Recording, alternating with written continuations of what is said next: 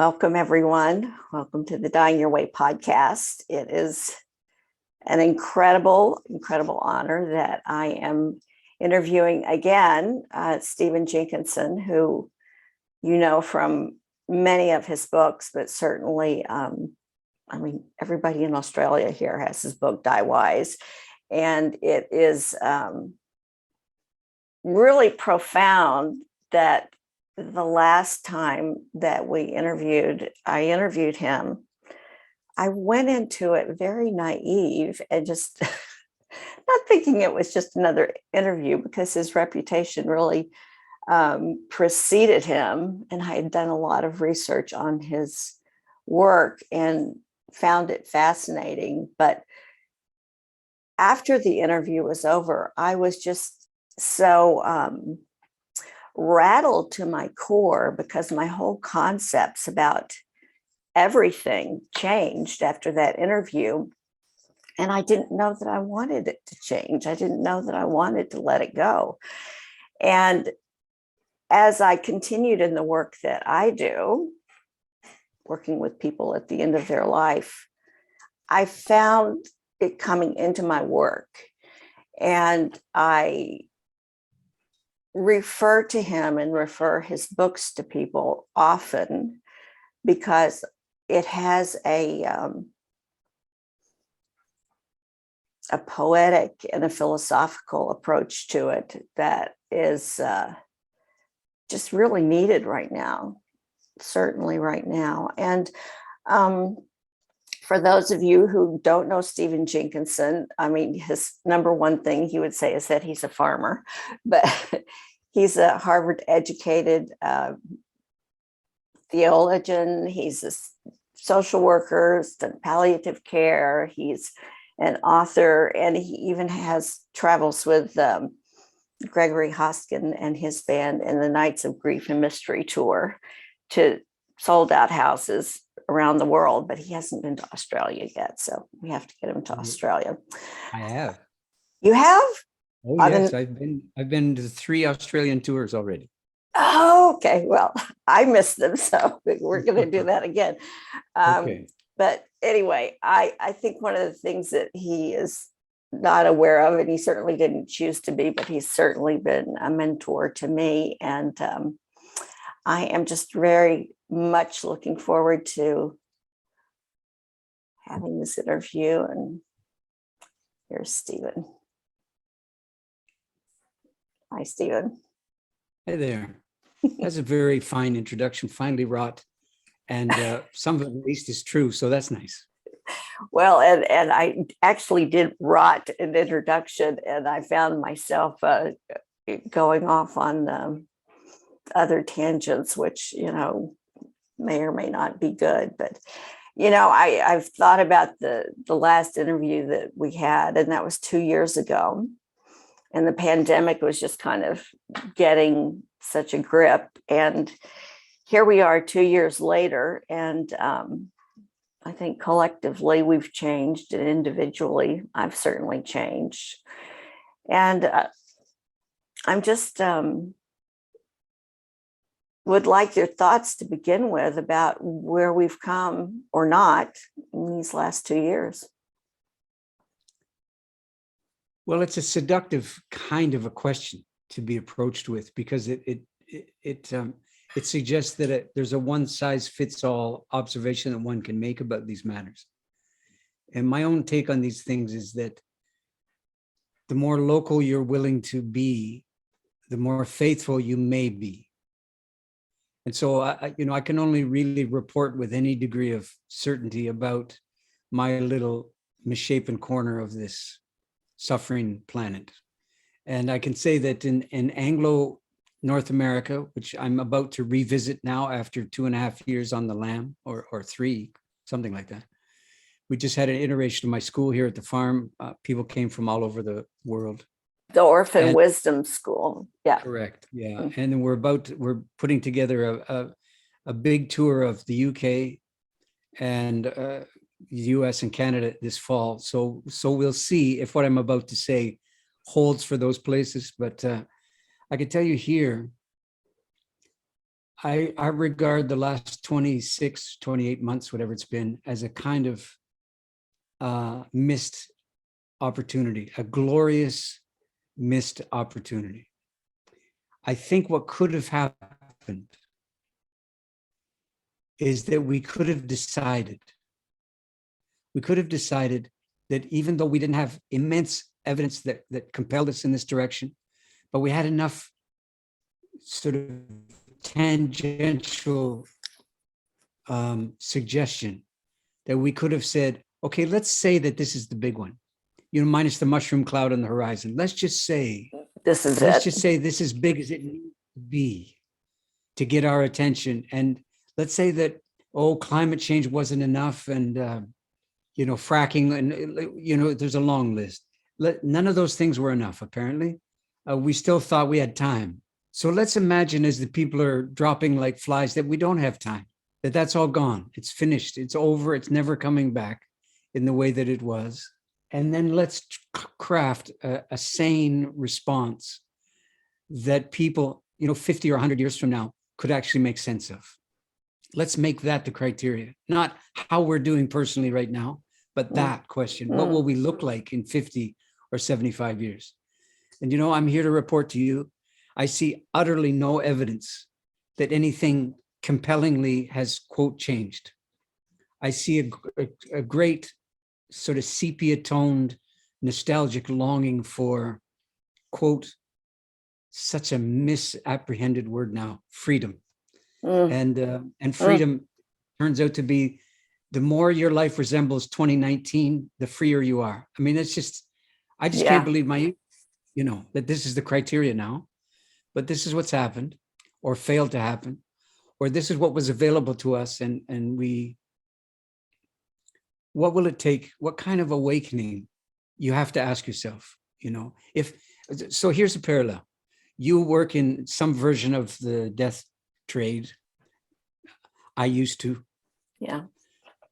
We've seen enough between the two of our sort of clinical experiences and the rest to be persuaded beyond a reasonable doubt that the personal big one, the inevitability of your death, still comes as a shock, still comes as news, still comes as some kind of assassin creeping through your bedroom window in the nighttime.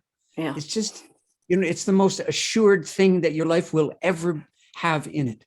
And yet there's nothing about its appearance that seems reassuring. Quite the contrary, it's unnerving in the extreme, because apparently nobody was counting on it. And I would never have had a job in the business if people actually knew they were going to die. I would never have had it. There would be nothing to do. I mean, you'd sit there for 5 minutes and go, so this is it?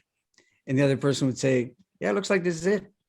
So pretty sure? And the other one would say, pretty sure, yeah. So any questions? Well, not really. I've been counting on this for a while now. And okay, listen, here's my card. Anything comes up, you let me know. That would be it. Right? And back to playing with the dog or whatever it was. And you know what happens instead. Yeah. It's a catastrophe. It's a calamity. It's an assassination. It's a miscarriage of justice. It's all these things. It's unnatural. It's too natural. It's not natural enough. I need euthanasia. I need suicide. I need ayahuasca. I need beam me up, Scotty. I need an Aboriginal transfusion. I need anything but me to make this thing doable. And when it's time to get me out of here, I want you to get me out of here when I say so, not when the gods say so. Just for example, I know I sound like a hard ass here a little bit, but this is the voice of experience talking. This is not the voice of I expect it now, argument. so I'm okay with it. Yeah, I'm okay with it too. Yeah. So this is me saying, if your personal death can't get your attention, before you get a diagnosis, well, the death of, unconscionable numbers of life forms on the planet, and perhaps some aspect of the planet itself, can't seem to get our attention either. A pandemic can't really seem to get our attention. I'm just thinking, what are we saving this attention for? What are we going to lavish it upon when most people go, wow, I think this deserves our attention.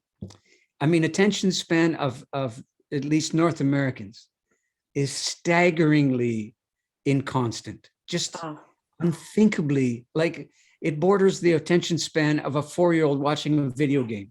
To me, it honestly does, and we mistake worry, fret, depression, despair, and so on for attention. That's not what it is. That's what you're doing instead of paying attention. So anyway, there's the beginning.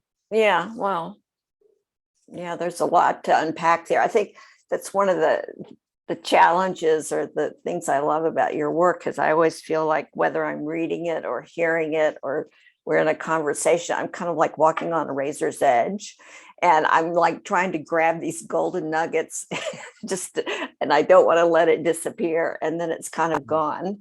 And Like life. well, like life, but at least here I can rewind it and replay. And I encourage the listeners to do it.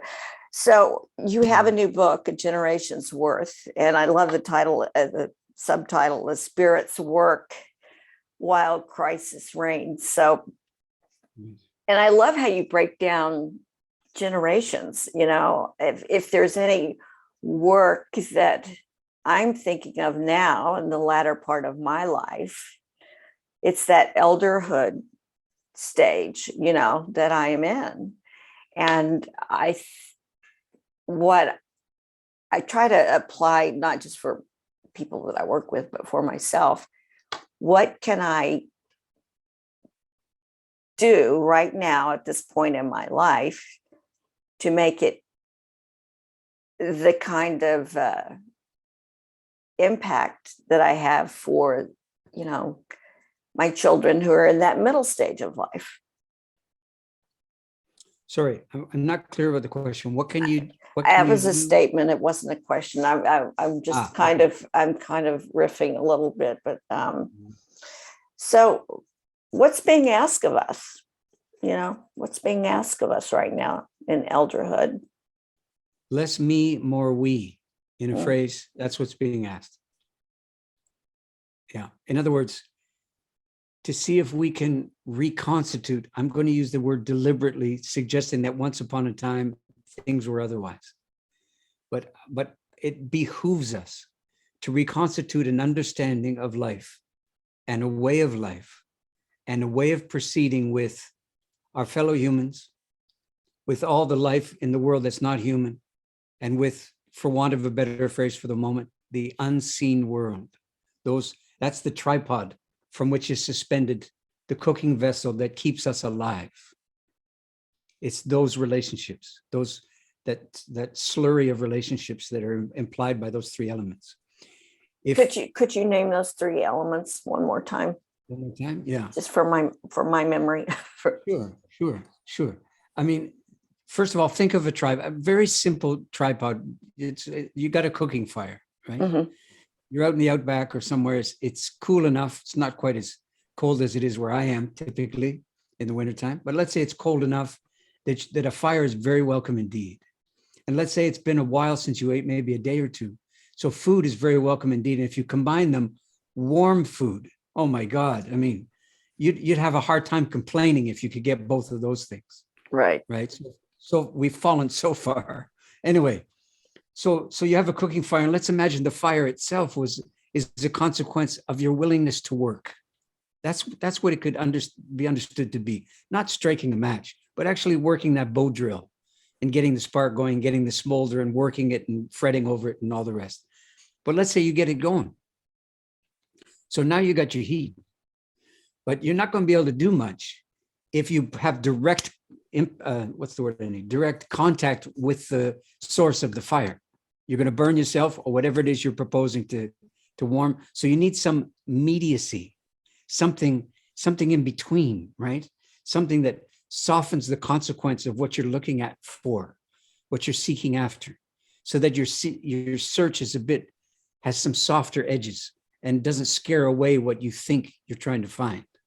So I'm speaking metaphorically here, but also at the same time, literally.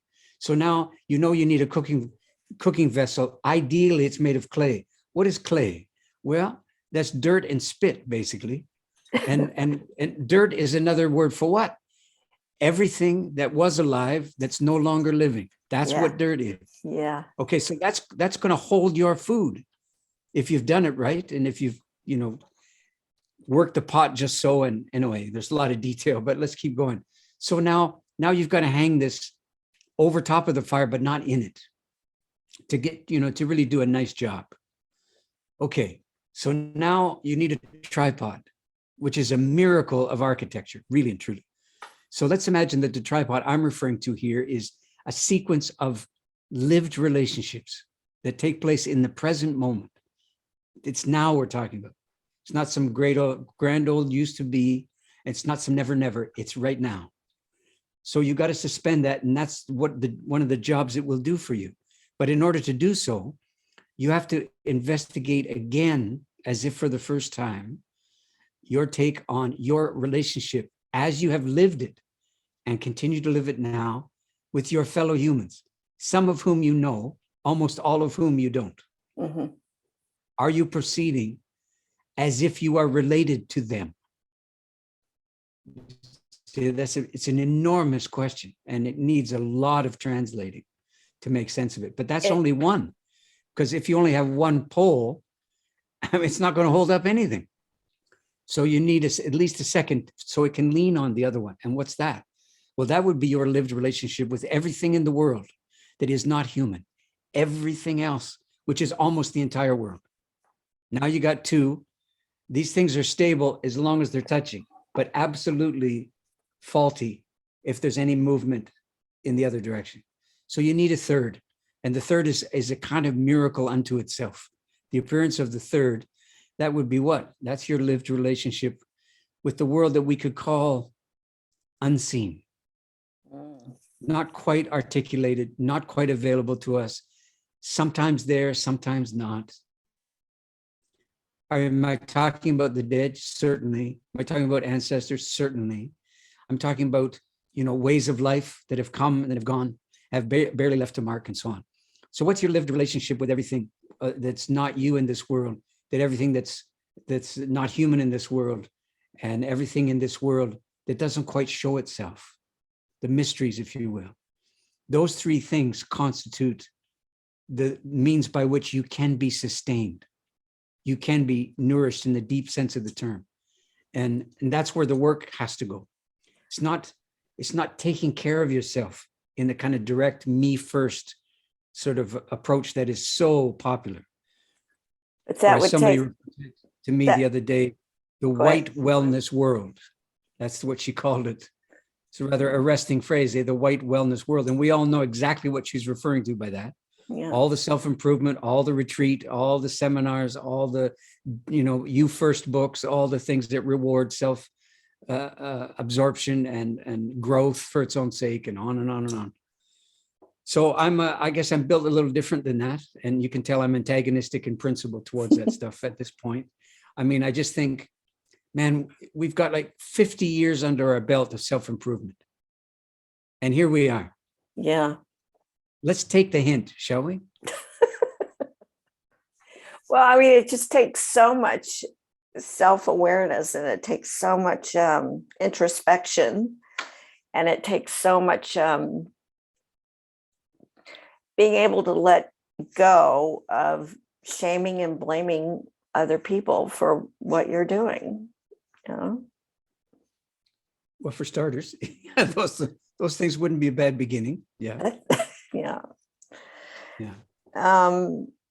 Yeah, I mean, we're having this interview right now, and Ukraine has, been going on for 3 months, and, Yeah. I'm a Texan, and, there's recently been a horrific school shooting, and just the man inhumanity to man is shocking, to the point that, I was so shocked when Ukraine happened, because it was just like, we don't do war anymore. I mean, I've lived in a generation that really has had a wonderful life. I have been privileged. Correct. And it was shocking to my sensibilities that this was happening again. Unfortunately, in Texas, you're not that shocked about the gun violence that happens there, but it doesn't make it any less horrific. And yeah, that, what is your, oh, there's no solution. What's a generation's worth, the book that you wrote during this time. And so you must have been contemplating man's inhumanity to man. And Okay. what can be done? What would you suggest? Well, let me push you a little bit because it's a kind of question that loses steam at the end. Yeah. What can be done about what? I mean, narrow it down for me a little bit. Okay. So we can look in a mirror and say, what is my part of what is going on here? And what can I do right here locally? You'd mentioned that earlier. What can I do to live in this world? Well, okay. So my tendency is to reformulate the question Be in the my sense guest. that where it could be, let's say, a little more, it offers a little more and demands a little less. So I would suggest to you this, rather than speaking hypothetically, what could we do? You can turn it into an observation instead of a hypothesis. How do you do that? What have you been doing? There's a track record for that. That's not a matter of opinion. Oh, you might have many opinions about it, but look, you know when you're bullshitting yourself. Really, you do. And so that if you want to talk about a beginning, it's not a phrase I favor, largely because it imagines, so you're standing in some kind of neutral place. Nobody's fired the gun yet to get you to go, right? So you're just kind of mingling like you're at the mall or something. And then all of a sudden it's go time. And now you begin. But this is completely arbitrary formulation of the way life actually goes. You begin, if you will, every day when you come to some kind of consciousness after sleeping, right? Presuming you slept, let's say. And then you know that's not actually a beginning. I mean, it's a new day. Hold on a second. It's not entirely a new day, is it? It's not like you're a new person. You're starting with stuff already in place, are you not? This thing called you. I mean, are you looking around for it in the morning? You know you're not. You know, you're counting on it being there when you wake up again. You're counting on being recognizable to yourself, you know, minus Alzheimer's or something else. That's what you're counting on. So you're dragging a lot of stuff with you. Okay. And it's very unclear that that stuff is either necessary or advisable. Okay. So if you want to use the word begin, you could say, understand that you begin constantly unconsciously. So how about bringing that to conscious deliberation?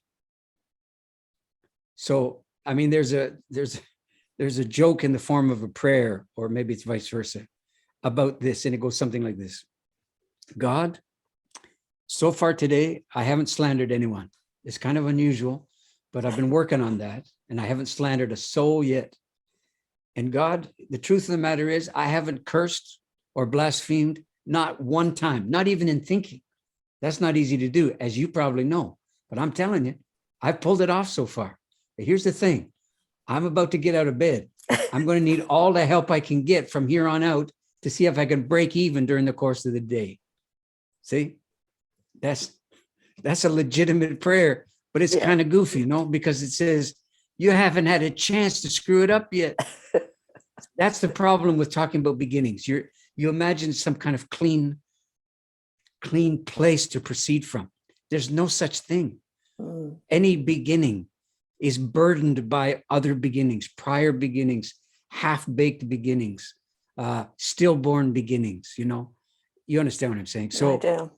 So I come back to the understanding that if you really want to do something about the way it is, you've got to understand how it's come to be as it is.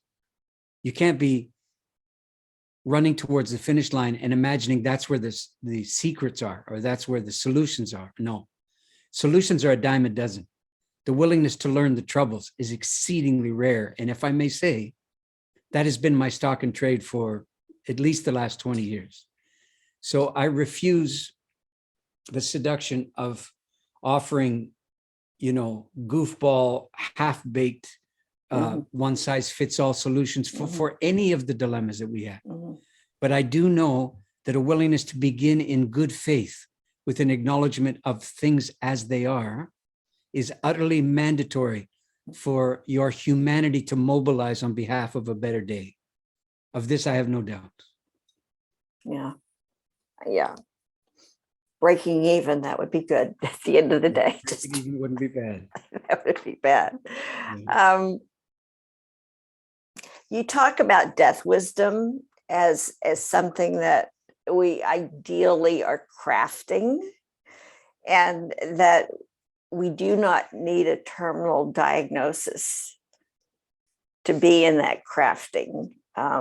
Could you talk a little bit about that? We really have been talking about it. Sure. Yeah. Just go ahead. Crafting death wisdom. How do we craft death wisdom? And we don't need a terminal diagnosis to be doing Same that. answer. How have you? How have you? Not how do you? How have you? Or how have you not? Much more likely. Okay.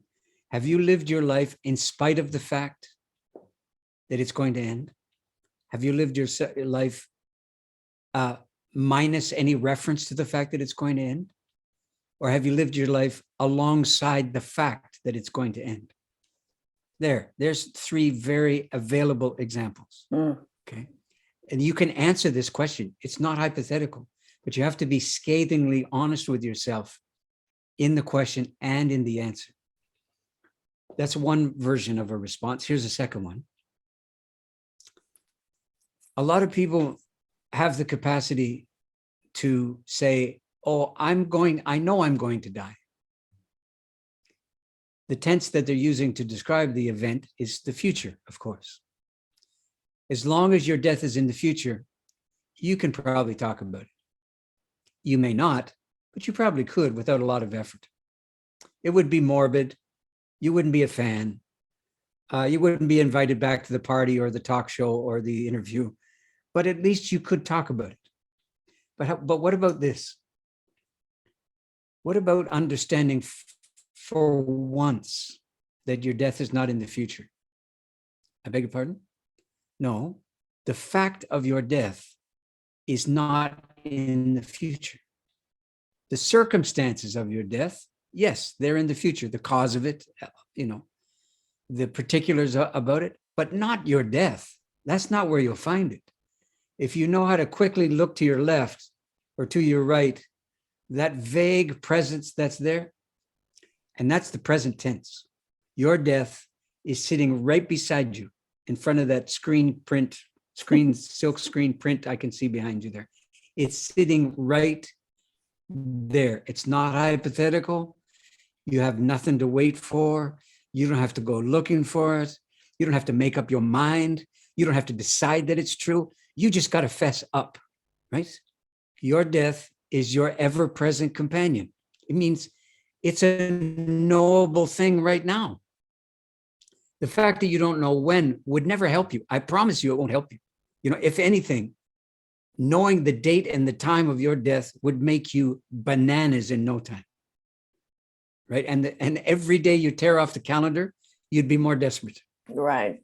Because it's just relentless. But honey, it's relentless anyway, whether you tear off the date or you don't, isn't it? Yeah. Yeah, you're still a little closer than you were when we started this conversation. Isn't it true? Okay. But is it in the future or is it now? No. The fact that you're closer to your death is happening now. That's not in the future. There's nothing to wait for. So you could basically, in the North American context at least, you could say your death is a knowable thing, comma, not much known. And there's the tragedy, the absolutely avoidable and unnecessary tragedy that you could know it, but you wait too long. You think it's unbecoming. You don't want to, spoil the party. Like it's such a great party in the first place. Come on. But anyway, you don't want to wreck things. You don't want to put a damper on the day. You don't want to think, negative. Negative? How is knowing that you're going to die a negative thought? I tell you what's a negative thought is pretending you're not going to. That's insanely negative, masquerading as life positive. No, if you want to be life positive, then you have to sign up for the whole deal, not just the part that favors you. If you don't do that, you're not in any way life sustaining as a presence. You're simply a taker. You want as much as you can get, and then when it's all but finished, you want a little more, called how you want to die. I mean, it never friggin' stops with people who look like me in this world. I know that's a gross generalization, but I mean, people who look like me in this world are principally takers. Let's just be honest. Yeah. That's what it means to be born to privilege and to a circumstance that you didn't earn, quote unquote. Nobody earns the circumstance that is guaranteed by gross inequalities in the world. Nobody earns that. You may be born into it, but if you're born into a kind of privilege that is one of the, excuse the language, the bullshit accidents of birth, then you can be in terrible fits of personal guilt and anxiety, and and understandably so.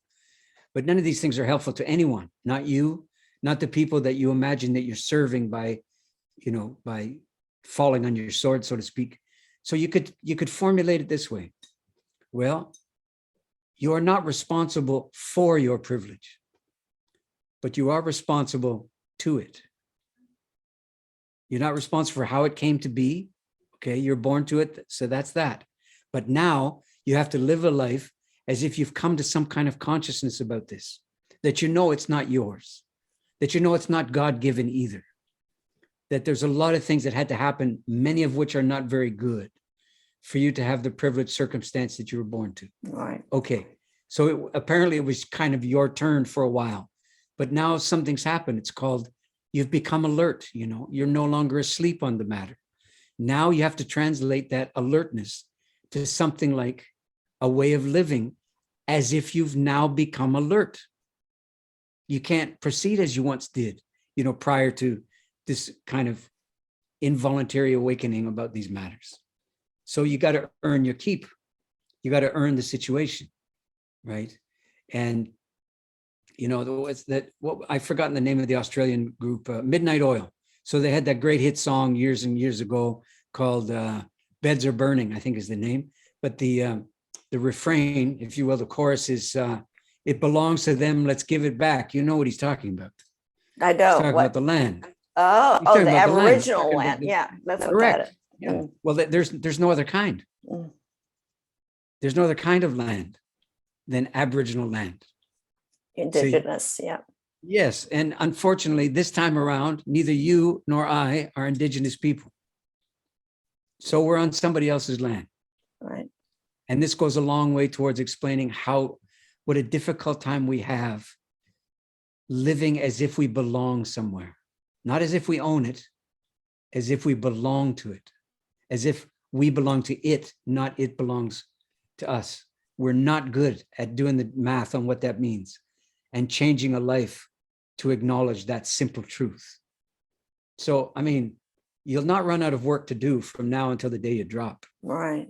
Right. If you're willing to think a big thought and an unwelcome thought about how things have come to be as they are. Yeah.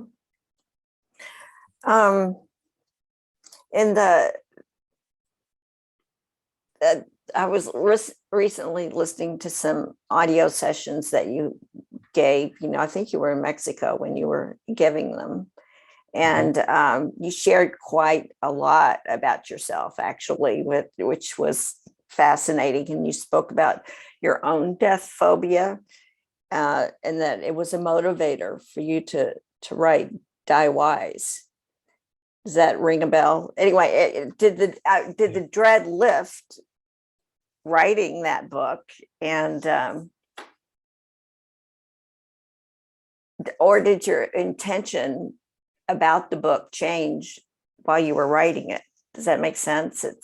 Yes, I understand what you're asking. Well, the first part first. I'm not sure that your memory is accurate on me talking about, quote, my own death phobia, unquote, and that I undertook to write Diewise as a response to it. What Diewise was a response to was the very likely oncomingness of my death, Mhm. because I was real pulmonarily challenged. Yeah, I yeah, couldn't yeah, breathe. yeah, yeah. Okay, that's a little different. That Okay. means there was something, biological and architectural, and it was coming on. Right. And one of the things I had to figure out, I decided I had to figure this out, is that, at the time I had a very nominal, I don't want to use the word following, I don't know what to call it. So whatever that is, as a consequence of this machine and so on. Right. And I knew what was very likely to happen for a very brief period of time, if this doesn't sound too self-important, is that upon the news of my death trickling out, as it would, then the people close to me here at home would be in the position of having to field a number of inquiries, for people asking for, if we can be frank, more. More. Did he leave it? Is there more? Did he leave some? Is there stuff that, etc.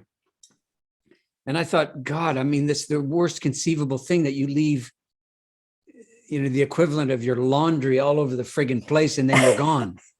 Right? Like that's just not defensible, right? If you can do something about it, you got a little advance warning, do something about it, clean up the joint.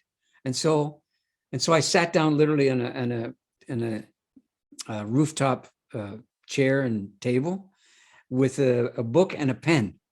And I just started to write every story I could remember of my time in the death rate, just the stories, this that happened, then this happened, and she said this, and then I said, that kind of thing. No arguments, no concepts or theories, stories. And God, there were so many of them, and I hadn't thought about them for a long time, and they were just coming. And as they appeared, what I've come to call the connective tissue between them began to emerge. And when that started to happen, I could feel the presence of something larger than the stories I could remember, kind of working its way forward. And that was the book, right? So the book was born as an attempt to spare people I claimed I cared about the effort of trying to find something in the writing cabin that they could, throw out the window and have people chew on that kind of thing. And so I would give them something instead that would be as close as I could come to, well, here's what I meant about all this stuff. And here's what I saw. Here's what came to me. Here's what I tried to do. Here's the language I tried to craft from a standing start, whereby the realities of dying could take place, or could appear in the room when it's being talked about. And I guess most importantly, here's my understanding on what one does when one has enough time to respond to one's own death.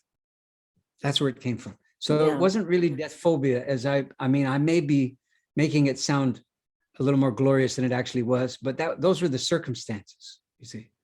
So did my take on any of these matters change as a result of writing these things down? I'm fairly sure that they did. For one thing that happened is, two things happened at the same time. One is, lo and behold, I didn't die. So I'm not very good as a obviously. Right. But I was thinking I was in the neighborhood.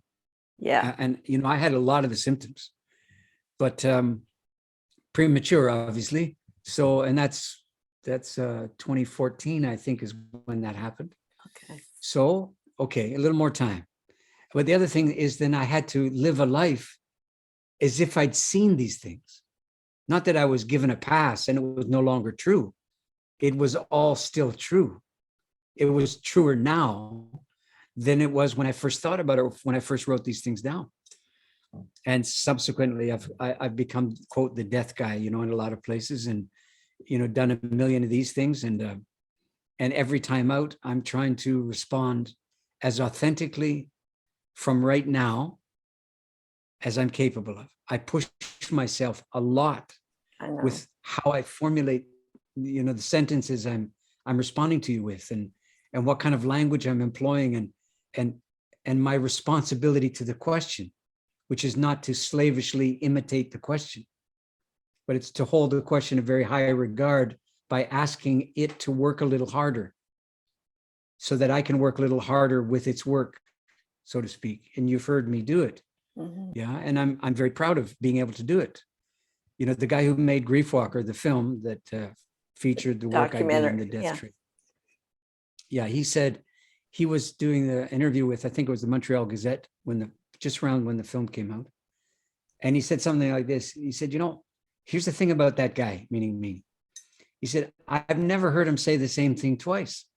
And I mean, we did, 90 hours or something filming for that 1 hour, whatever it was.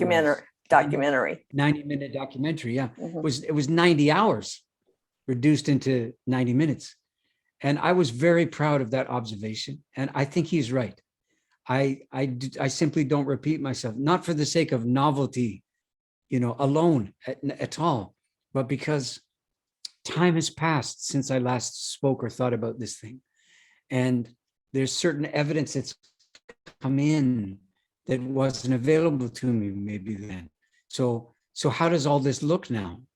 And so I take every opportunity that the interview provides as an opportunity to wonder in a ferocious way whether or not what I was granted to see 5 or 10 years ago is something I should be clinging to, or whether or not, these things give way and kind of morph into subtler understandings.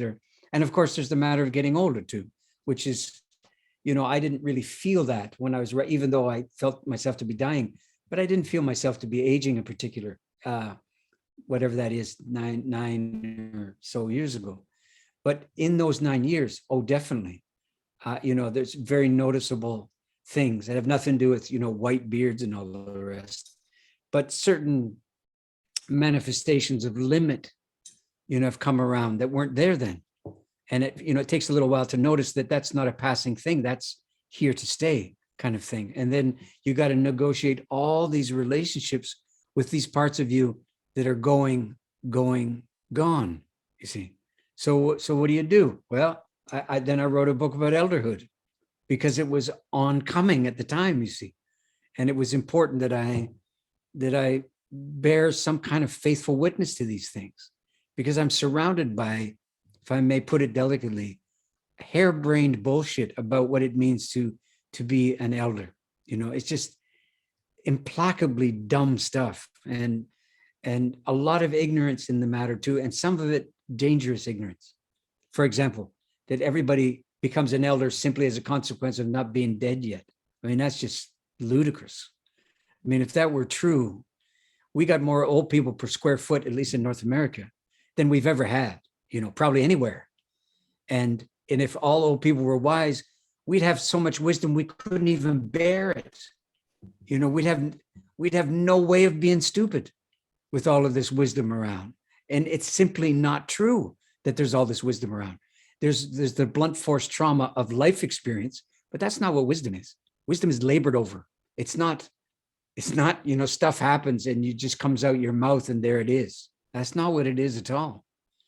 So, and then the next book after that, I mean, I'm just keeping track of, in terms of the books, the one that followed that, called The Generation's Worth, that was my attempt to contend with the palpable failures of the generation immediately preceding mine and mine, and trying to make some kind of effort to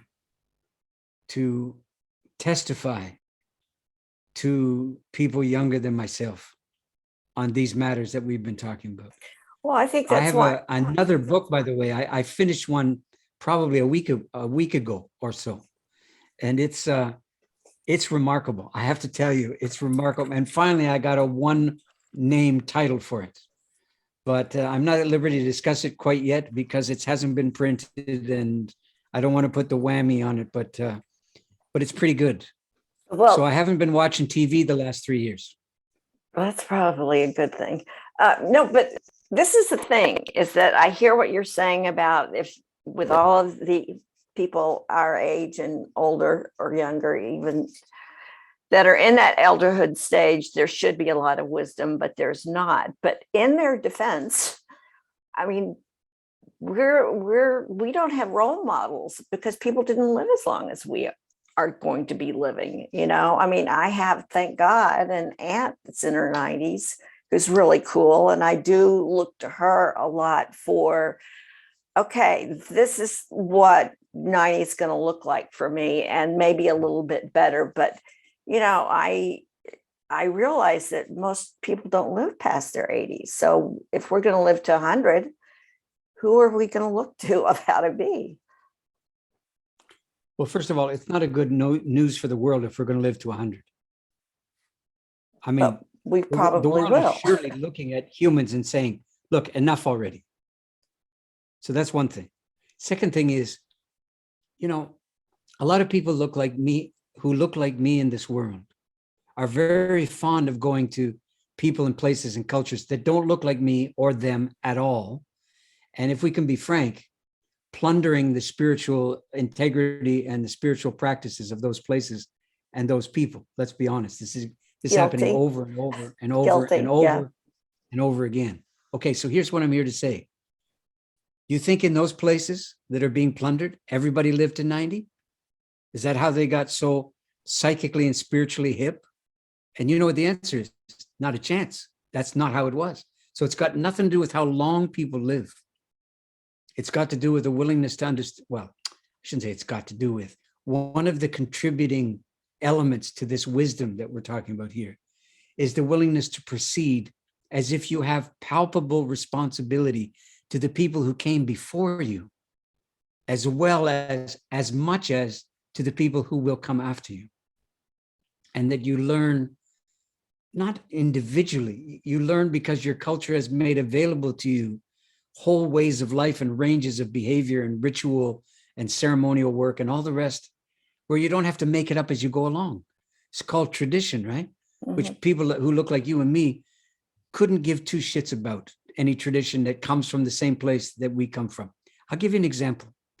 I don't think he's going to mind me pointing this out because this is true. This took place. So when Griefwalker came out, there was a certain amount of sniping, certain amount of attack. I mean, you just have to accept this now. I don't accept it, but I do know it's part of the deal. And some of the attack was that obviously what I was talking about, what I had was from Native people. What's so obvious about it? I wonder. They said, well, I mean, look at you. Well, look at me. I mean, front view, side view, pretty English. I mean, not very exotic, right? No cafe au lait possibilities, nothing. Just straight up white guy. Look in the dictionary. There it is. Looks just like this. Okay, so what are they talking about? I think what they're talking about is this. The lion's share of the audience that comes to things that I do looks like me in some fashion or other. And does this disturb me? Not in the least. Where's everybody else? Oh, well, I hope they're going to their people and, learning stuff. You don't have to come to me. It's not a proof of anything. But when I got people who look like me saying that I come from where they come from, but what I'm talking about doesn't seem to come from where they come from. They don't recognize it. So I must be stealing it from somewhere else because they can't consider the thought that something noble and enduring and of real consequence could come from where they come from. Because if they have to let that in, then there's no more stealing from other cultures, is there? And it's time to stay home for the weekend, isn't it? Start learning your shit and assuming some responsibility for all of these ancestors that you threw under the bus when you're waiting on somebody else's instead. See what I'm saying? So this is very strong business, isn't it? Yeah, I've had to contend with this a long time. I'm not making this up here talking to you now. No. I've had to find a way to live it out. Go ahead. You're talking about, because I think one of the things is we're talking about saving the world for the generation to come. And just what you said about pointing out about looking to the people that have gone and what they gave us and what traditions or core values that they had are dismissed, diminished, not. And so here's my question, is that how, they are gone. We might have some remnants of what those traditions or core values are. And we might want to share some of this with, that middle generation, but how do we get them to listen if they don't want to listen? And if there's, assuming there's something to listen to. Okay, there's that. So don't assume that that's an automatic thing, because there's a lot of nonsense that's pretending to be wisdom. There's a lot of nonsense in the bookstores and in the libraries. There is. A lot of these books, anyway, okay, I'll just leave it there. Okay, use the phrase, the people who are gone. It's amazing that you'd use that phrase, because I'm about to fly to the UK on Tuesday coming to teach the last iteration of my school over there that I started, and then it was interrupted. We couldn't get to the last session because of the COVID thing. And one of the things I've earmarked here, I know it's on page 36, and there it is. I don't know if you can see it. The name of the poem is, can you read it? No, I can't. It says, "The people who are gone." That's the name of the poem. And you see it, I marked it with this thing because I'm going to photocopy it and bring it with me so I don't have to bring the heavy book. I'm going to read you a little bit. I didn't know I was going to do this, but I think this is very worthwhile, because this is a challenge to the notion that they're gone. In the days of the people who are gone, that was the way the old people began their stories, Peter Little Bear says. And now, well, those storytellers, they've gone too. Until the white man came, we had no history. And now we have nothing else. It goes on, but that's enough. That's so, God, there's so much consequence in that. How about that last line? Until the white man came, we had no history. What does that possibly mean? Does that mean nothing ever happened? Of course it doesn't mean that. It means, when we use the word history, we mean all the stuff that's gone. And what he's saying is, as they lived their lives in pre-contact days, they had no ability to live as if the dead are gone. It wasn't in their culture. It wasn't in their language. It wasn't in their minds. Okay. They lived with their dead, not independently from them. So he said, until the white man came, we had no history. We had no ability to lose our dead. See, we had no ability to be that alone, is what he's saying. And the next line in the poem is, and now, well, now we have nothing else. And he might as well say, now, basically, we're as white as you. So this is heavy material. This is the mothership of consequence here. So it's important here. I think we're coming sort of towards the end of our time here, but it's important that I'm very clear with you and whoever's overhearing us on the following matter. I never for a moment suggested to you that these people that I refer to as us throwing under the bus, ancestral presence and so on. I never suggested for a moment that ancestral presence, is inherently wise and dignified and capable and trustworthy and all that other stuff. If that were true, then the whole colonial history of the country you're sitting in right now and the one I'm sitting in right now never would have happened. But it did happen. It's still happening. So what's up with that? Is it possible to acknowledge the obvious, which is we have in our ancestral line frank criminals, not petty thieves. I'm talking about criminals, criminal involvement in empire building. Look, I'm not going to replay the whole thing because this is not the time for it, but you know what I'm referring to, and everybody who's listening knows too. Okay, so what I'm talking about here is, rather than riding on the coattails of your highly dignified, highly achieved, highly honorable ancestry, which you no doubt have some of, as do I, rather than cherry picking, how about understanding that we have a living obligation to proceed in the presence of our criminal dead too.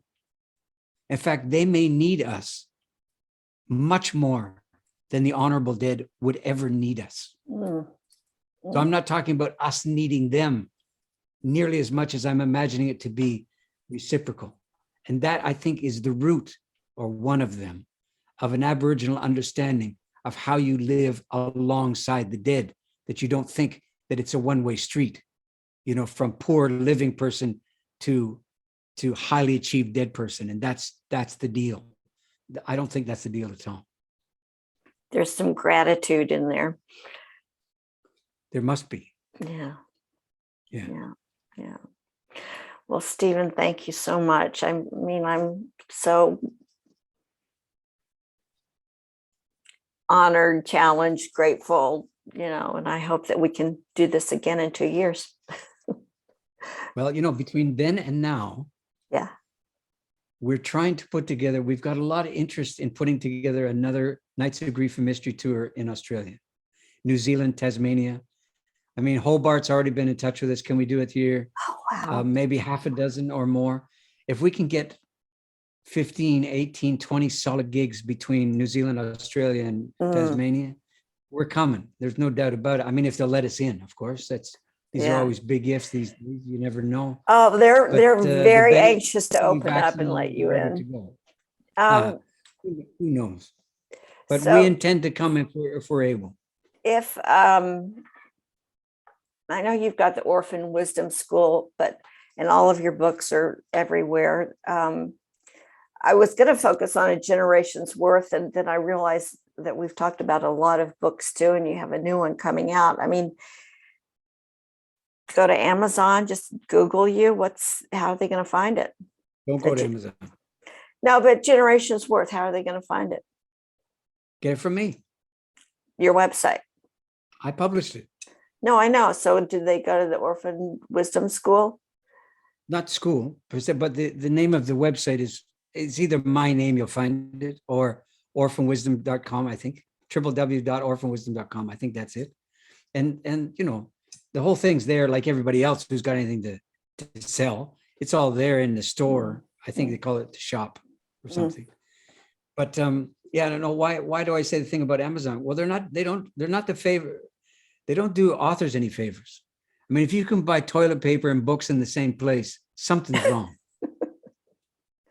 Yeah, right? But I have to say, I smile when I'm going places and I see people have a copy of Die Wise here in Australia. It just makes me smile. Listen, somebody's I'm finding it somewhere. I know, I'm very glad of it. And they honor me by doing so, and I appreciate it. But here's the thing.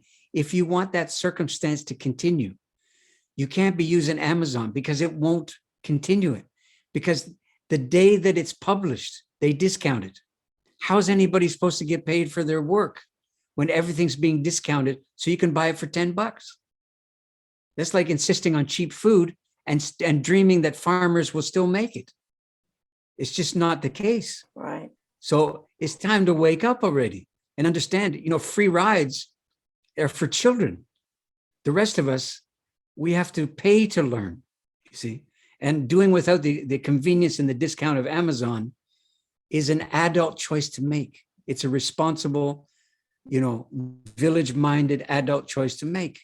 I'm not singling out Amazon. I mean, they're an egregious practitioner of this thing, but it's not just them. Obviously not. There's a few culprits, and I'm not one of them. No, that's a good example, though, of something that we can consider. Thank you, Stephen. It's been such a pleasure. Such a pleasure. Very kind. Thank you for the invitation and the opportunity. And should we be spared? Take another shot at it and see if we know anything in 2 years.